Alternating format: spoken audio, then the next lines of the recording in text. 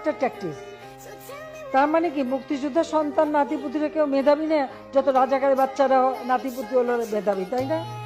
কষ্ট লাগছে যে আজকে 10টা ছেলে চলে যেতে পারতো কোটা আন্দোলনকারীর সাথে, 10টা বড় বড় নেতা চলে যেতে পারতো, ওদের সাথে বসতো, কথা বলতো।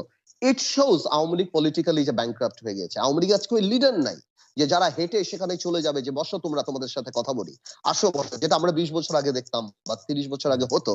আজকে নাই। আজকে খেতে ডাকো, এদেরকে ভাত খেতে ডাকো, বাড়িতে ডাকো, বসো, তোমাদের কি দরকার কথা বলো। That is the way politics হয়েছে এই দেশে। এই দেশে পলিটিক্স পুলিশ দিয়ে, লাঠি দিয়ে, ব্যারিকেড দিয়ে এভাবে হয় নাই। এবং এটা পলিটিক্যালি হ্যান্ডেল করা। কোন জাজ সাহেবের কলমের খোঁচায় লক্ষ লক্ষ কোটি কোটি ছেলে, ভবিষ্যৎ প্রজন্মের জীবন হবে, মেধা পড়ে যাবে, কার নাতিপুতি থাকবে তারা হবে, এটা আসলে হাস্যকর। আমার মনে হয় আওয়ামী লীগের এটা রিয়েলাইজ করা উচিত। এবং পলিটিশিয়ান তো নাই, পাবে কই?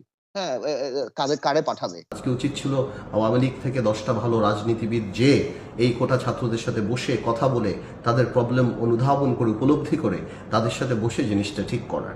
যে আওয়ামী লীগ ওটা মেনে নিতে চাচ্ছে না। আমি এই আন্দোলনের সাথে একদম সব দিক থেকে একমত এবং আমি খুবই পজিটিভলি দেখি।